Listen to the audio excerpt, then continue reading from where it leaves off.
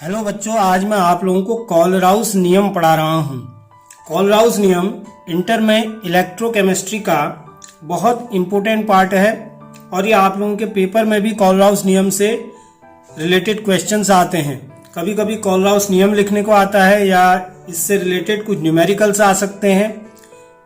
तो हम यहाँ पर देखेंगे कोलराउस नियम। जो ये आपका कोलराउस नियम है, कोलराउस नियम को सर्वप्रथम विद्युत अपघट्य की मोलर चालकता को निकालने के लिए ज्ञात किया गया।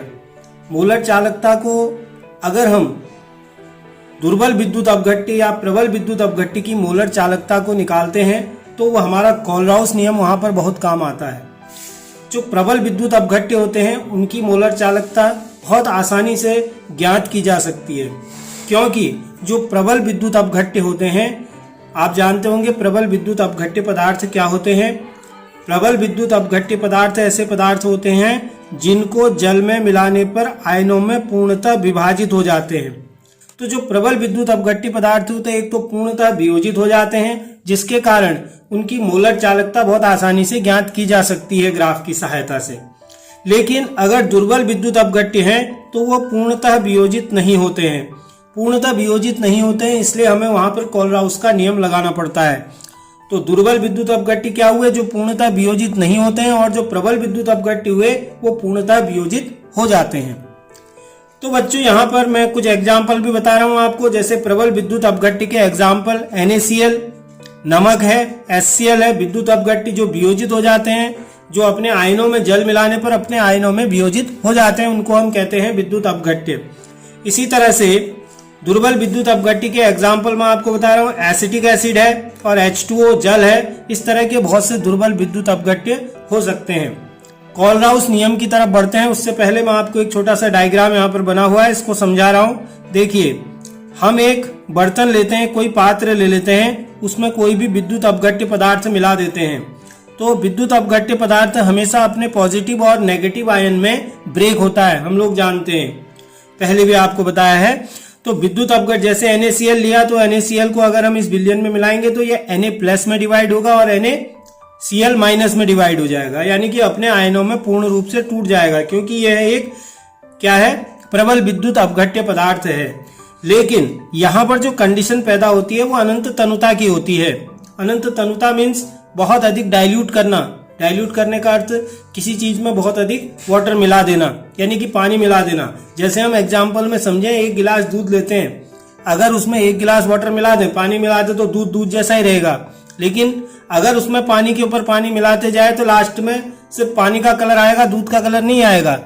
ठीक है, तो इसी तरह से कोई भी हम ये लेते हैं, विद्युत अपघट्य पदार्थ लेते हैं, अगर उसमें एक लिमिट तक पूरा पानी मिला दिया जाए जहां तक कि उसकी वियोजन होने की क्षमता होती है, 100% जहां तक वियोजित हो जाते हैं, तो अगर उसमें हम वाटर मिला देते हैं, पानी उसमें मिलाते जाते हैं, तो ये वाटर मिलाने को कहते हैं उसका डाइल्यूशन।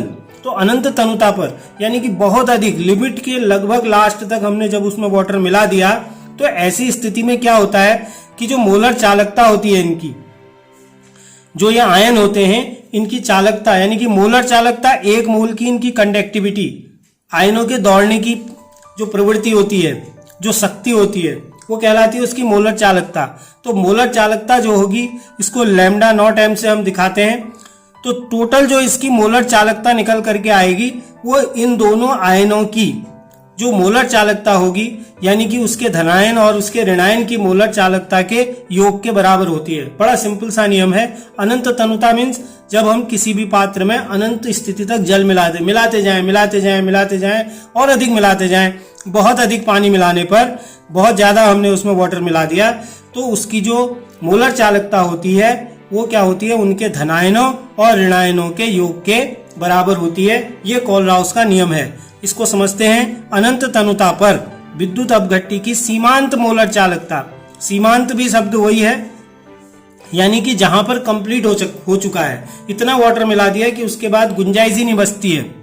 सीमांत मोलर चालकता जिसको λ0m से हम डिनोट करते हैं, तो उसके धनायन और ऋणायन की मोलर चालकता, पॉजिटिव आयन और नेगेटिव आयन, ठीक है, इनकी जो भी मोलर चालकता आएगी उनकी मोलर चालकता के योग के बराबर होती है। यह नियम कोलराउस ने दिया। तो यहां पर हम देखते हैं लैम्डा नॉट एम, ये लैम्डा नॉट एम जो दिया है ये क्या दिखा रहा है, इसकी सीमांत मोलर चालकता को। लैम्डा नॉट यहां पर प्लस है यानी कि धनायन की मोलर चालकता, और यहां पर माइनस है यानी कि ऋणायन की मोलर चालकता। तो अगर हम इसका एक एग्जांपल ले लेते हैं NaCl के हिसाब से, तो ये क्या आ जाएगा, लैम्डा नॉट एम NaCl के लिए, तो lambda naught Na plus plus lambda naught Cl minus. इस फॉर्मूले को हम कुछ इस तरह से भी लिख सकते हैं, lambda naught M is equal to, यहां पर V लगा देते हैं, V पॉजिटिव, और लैम्डा नॉट यहां पर क्या हो गया, पॉजिटिव चार्ज, और यहां पर V एक्स वाई भी लिख सकते हो, कुछ ऐसा कुछ नहीं है इसमें, एक्स लिख लो या वाई लिख लो या V लिख लो, जो भी आपकी इच्छा है वो आप लिख सकते हैं। तो लैम्डा नॉट और ये माइनस चार्ज, कहने का अर्थ ये है कि इस ओर प्लस चार्ज और इधर माइनस चार्ज। ये जो V है ये इसके मोलों की संख्या को डिनोट करेगा। जैसे मैंने यहाँ पर CaCl2 को ब्रेक किया है, Ca2 प्लस और 2Cl माइनस में टूटेगा, तो Ca के यहाँ पर 1 मोल है, तो यहाँ पर ये प्लस वाला है, तो यहाँ पर V की जगह आ जाएगा 1, और यहाँ पर क्या आ जाएगा, V की जगह पर यहाँ पर Cl के 2 मोल होंगे, तो यहाँ पर आ जाएगा 2।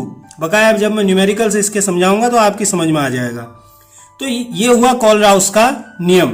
तो एक बार दोबारा से मैं फटाफट बता देता हूं, कोलराउस का नियम क्या है, अनंत तनुता पर विद्युत अपघट्य की मोलर चालकता उसके धनायन और ऋणायन की मोलर चालकता के योग के बराबर होती है। Lambda naught M is equal to lambda naught, कहीं पर अनंत भी लिखा होगा, इन्फिनिटी का साइन भी होता है, कहीं पर वो अनंत को ही प्रदर्शित करता है, आप 0 भी लिख सकते हैं, आपकी एनसीईआरटी की बुक में 0 है, प्लस लैम्डा नॉट माइनस। तो ये इसका फॉर्मूला हो गया। बकाया इसको एक एग्जाम्पल से आप जरूर दर्शाएंगे, तो एक एग्जाम्पल के हिसाब से अगर हम इसको दर्शाते हैं NaCl के लिए, तो Na प्लस और Cl माइनस, जो भी इसकी मोलर चालकता आई होगी, जो भी दिया होगा वहां पर वैल्यू, वो वहां पर हल रख करके हम इसकी वैल्यू को निकाल सकते हैं। ठीक है, तो अब इसका जो मेन उपयोग है प्रबल विद्युत अपघट्य की, जैसे मैंने बताया था कि मोलर चालकता बहुत आसानी से निकल जाती है। अगर हमें दुर्बल विद्युत अपघट्य की मोलर चालकता निकालनी है तो इसके लिए कोलराउस का नियम बहुत उपयोगी होता है। तो मैं आपको दुर्बल विद्युत अपघट्य की मोलर चालकता निकालना यहां पर बताऊंगा। दुर्बल विद्युत उस नियम के उपयोग लिखिए, तो यह भी एक उपयोग है, दुर्बल विद्युत अपघट्य की मोलर चालकता निकालने के लिए हम इसका प्रयोग करते हैं। जैसे हम ले लेते हैं CH3COOH, इसकी हमने मोलर चालकता निकालने को दिया है, या आपको H2O की दी हो सकती है, किसी की भी दी हो सकती है। तो यहां पर मैं पहले निकाल रहा हूं CH3COOH की। तो आप देखेंगे पहले यदि हम CH3COH को ब्रेक करते हैं तो CH3COH CO minus plus H plus में क्या हो जाएगा, डिवाइड हो जाएगा। अगर ये विद्युत अपघट्य अगर इसमें जल मिलाएं तो ये इन दोनों में ब्रेक होगा, CH3CO माइनस और H प्लस में वियोजित होगा ना, हर कोई जानता है। लेकिन चूंकि ये पूर्ण रूप से वियोजित नहीं हो पाते हैं, तो इसलिए क्या किया जाता है, इसका जो है हम निकालते हैं इसी के जैसे कुछ अन्य विद्युत अपघट्यों के हिसाब से जो प्रबल हों, प्रबल विद्युत अपघट्यों से। जैसे हमने ले लिए CH3COONA, एक ले लिया, दूसरा हम ले लेते हैं NaCl, और तीसरा हम ले लेते हैं HCl। तीनों को हमने ले लिया। अब ये तीनों प्रबल विद्युत अपघट्य हैं। क्या है, प्रबल विद्युत अपघट्य, बहुत इंपॉर्टेंट है, ये एग्जाम में भी आता है प्रश्न। CH3CONA की निकालिए, इसके स्टेप्स लिखिए, इस तरह से प्रश्न आता है, तो ये आप सीखेंगे, बहुत इजी है। तो CH3CONA, अब हमें पता है कि ये जब वियोजित होता है तो ये CH3CO माइनस और H प्लस में वियोजित होता है। उसके बाद हम अगर इनका निकालते हैं CH3CONA, NaCl और HCl का निकालते हैं, तो देखिए हम इसको किस तरह से, सबसे पहले हम इसको ब्रेक करेंगे, तो ये बना हमारा CH3CONA। अब हमने इसको ब्रेक किया तो ये आया CH3COO minus plus Na plus में वियोजित होगा। NaCl हम जानते हैं किस में वियोजित होता है, Na प्लस और Cl माइनस में। तीसरा है HCl, HCl किस में वियोजित होता है, H प्लस और Cl माइनस में। अब देखिए यहाँ पर हमको चाहिए क्या, CH3COOH, CH3COO और H+, ये दो चीज हमको चाहिए यहाँ पर। तो देखिए ये हमें कहाँ से प्राप्त हो रहे हैं, ये फर्स्ट जो हमारी समीकरण है इससे हमको क्या प्राप्त हुआ, CH3COO प्राप्त हुआ, ठीक है। और दूसरा चाहिए हमको H, ये हमको कहाँ से प्राप्त हुआ, इससे प्राप्त हुआ, इक्वेशन नंबर 3 से। तो हम क्या करेंगे, इन दोनों को ऐड कर देंगे, तो ये हो गया CH3COONA, ठीक है। इसको यहां पर लैम्डा नॉट लगा देते हैं, ठीक, प्लस लैम्डा नॉट, दूसरा कौन सा हमें प्राप्त हुआ था, HCl से, तो यहां पर हमने HCl लिख दिया। तो इन दोनों से हमको ये भी और ये भी मिल जा रहे हैं, ठीक है। लेकिन उसके बाद अब क्या होगा, अब हमने ये तो जोड़े हैं, यहां पर Cl हमारे पास है जो हमको हटाना पड़ेगा, ठीक, और ये Cl है, ये Cl हटाना पड़ेगा, इधर आपका Na है और Na ये हमको हटाने हैं, हमें तो एग्जैक्ट यही चाहिए दोनों चीजें, ये यानी कि ये दो चीजें हमको एग्जैक्ट चाहिए इसमें। तो ये कैसे निकलेंगी, पहले हमने इन दोनों को ऐड कर दिया, ठीक है। अब क्या चीज है, अब ये चीजें हमने निकालनी है, यहां से हमने Cl निकालना है, ठीक है, इसमें से Cl हटाना है और इसमें से Na हटाना है। तो वो कैसे हटेंगे, जब हम दूसरे वाले को इसमें से माइनस कर देंगे, तो ये लैम्डा नॉट क्या हो जाएगा, NaCl। अब देखते हैं इसको पूरा तोड़ करके बनाते हैं। तो ये देखिए इसको हम पूरा तोड़ते हैं, तो ये क्या हो जाएगा, lambda naught CH3COO minus plus lambda naught Na plus, उसी तरह से इसको तोड़ते हैं, तो lambda naught H plus lambda naught Cl minus. अब इधर देखिए ये माइनस का साइन आ गया, ऐसे लिख सकते हैं, तो लैम्डा नॉट Na प्लस, और यहां पर वैसे प्लस आना था, लैम्डा नॉट Cl माइनस। अगर इस ब्रैकेट को हम खोल देते हैं तो ये देखो क्या स्थिति बनती है, CH3COO minus plus lambda naught Na plus lambda naught H plus lambda naught Cl minus minus lambda naught Na plus हो जाएगा, और ये भी माइनस होने की वजह से माइनस में चेंज हो जाएगा, Cl माइनस। अब बहुत आसानी से इससे हम इसको कैंसिल कर सकते हैं, हमें चाहिए ही नहीं, हमें क्या चाहिए, दो ही चीज चाहिए थी, और यहाँ पर Na से हम Na को कैंसिल कर सकते हैं। तो हमारे पास फाइनली बचा क्या, लैम्डा नॉट CH3COO माइनस और plus lambda naught H plus बचा। तो कुल मिलाकर के हमने जो निकालना था वो यही निकालना था। तो ये किसकी निकल के आ गई, ये निकल के आई CH3COOH की। अगर हमने CH3COOH को ये इस तरह से हमने बनाया था, तो ये प्राप्त करने के लिए हमने क्या किया, तीन प्रबल विद्युत अपघट्यों को यूज किया, तीन प्रबल विद्युत अपघट्यों को वियोजित कर करके उसमें से जो आयन थे उनको प्राप्त किया, और उसके बाद हमने ये वैल्यू निकाल दी। बहुत इंपॉर्टेंट है, एग्जाम में CH3COOH या H2O का इसी तरह से निकालना आता है। इसके बाद इसके कुछ न्यूमेरिकल्स हैं जो मैं आपको बताऊंगा, बहुत सिंपल से न्यूमेरिकल इसमें आते हैं। जैसे मैं यहाँ पर न्यूमेरिकल लिख रहा हूँ। हाँ तो बच्चों इसमें ये सवाल दिया रहता है इस तरह से, CaCl2 MgSO4 के लैम्डा नॉट m का मान ज्ञात करो। इसमें आपको इनकी चालकता दी हुई होगी, ठीक है, लैम्डा नॉट Ca2 प्लस या लैम्डा नॉट Cl माइनस, ये मान दिया होगा। इसकी सारणी भी है जैसे आप देख रहे हैं ये, तो इस सारणी को आपको याद भी करना है अगर आप लोग कोई दिक्कत में नहीं आना चाहते हैं। तो इतने कम से कम ये है, इनको आप याद कर सकते हैं क्योंकि इनका मान हर जगह समान रहता है।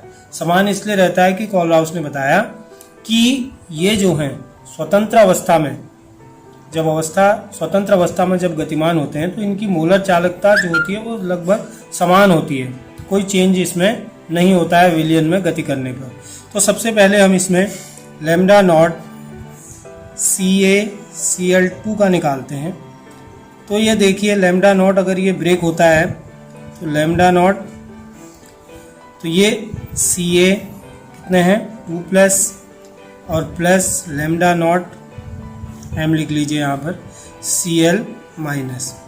तो Cl माइनस में जब ये ब्रेक होता है तो यहाँ पर 2Cl होता है, जैसे मैंने आपको बताया कि CaCl2 कैसे ब्रेक होता है। CaCl2 अगर ब्रेक होगा तो Ca2 प्लस 2Cl माइनस में ब्रेक होगा। तो इस हिसाब से अगर हम इसको सॉल्व करते हैं तो ये हमारे पास, अब इसकी वैल्यू को हम रखते हैं तो लैम्डा नॉट Ca2 प्लस की वैल्यू 119, तो यहाँ पर 119.0 रख दिया, प्लस 2 इंटू इसकी जो वैल्यू है 76.3 semen centimetre square mole minus 1, 7 कितनी है 76.3, हम इसको 2 से मल्टीप्लाई कर देंगे तो ये सॉल्व होगा 119.0 प्लस यहाँ पर 2 आ गया है, यहाँ पर देखिए 2Cl माइनस था तो इसलिए यहाँ पर क्या आया 2 आ गया। 2 3 जा 6, 2 तो ये आ जाएगा 152.6 इन दोनों को हम ऐड कर देंगे। इसको पूरा ऐसा बना लो चाहे, तो इन दोनों को ऐड करेंगे तो ये वैल्यू निकल के आ जाएगी 271.6 Simmons centimetre square mole minus 1। ठीक है, तो ये इसका आंसर हो गया। तो इसी तरह से हम इनको निकालेंगे इन क्वेश्चंस को। ये इसका आंसर आ गया। एक बार दोबारा से सीख लीजिए, CaCl2 है, Ca2 प्लस और 2Cl माइनस में ये ब्रेक होगा। तो Ca2 प्लस की वैल्यू हमको दे रखी है 119.0 प्लस यहाँ पर 2 आया है तो 2 इंटू 76.3, 119.0 हो गया प्लस 152.6 हो गया। तो ये टोटल हम इसको ऐड करते हैं तो 271.6 SCM Simmons centimetre square mole minus 1 इसका आंसर हो गया। तो बहुत सरल एक नंबर का क्वेश्चन ये आ सकता है। 271.6 semen centimetre square mole minus 1, तो ये यहाँ पर ये निकल करके आ जाएगा। तो इसको आप सॉल्व करेंगे, बहुत इंपॉर्टेंट है। ऐसा एक क्वेश्चन पेपर में आ सकता है। इसकी सारणी जो मैंने दिखाई है इसको आप याद करेंगे, इसको स्क्रीनशॉट लेकर के नोट कर लें इसको। तो आज के लिए इतना ही, थैंक यू।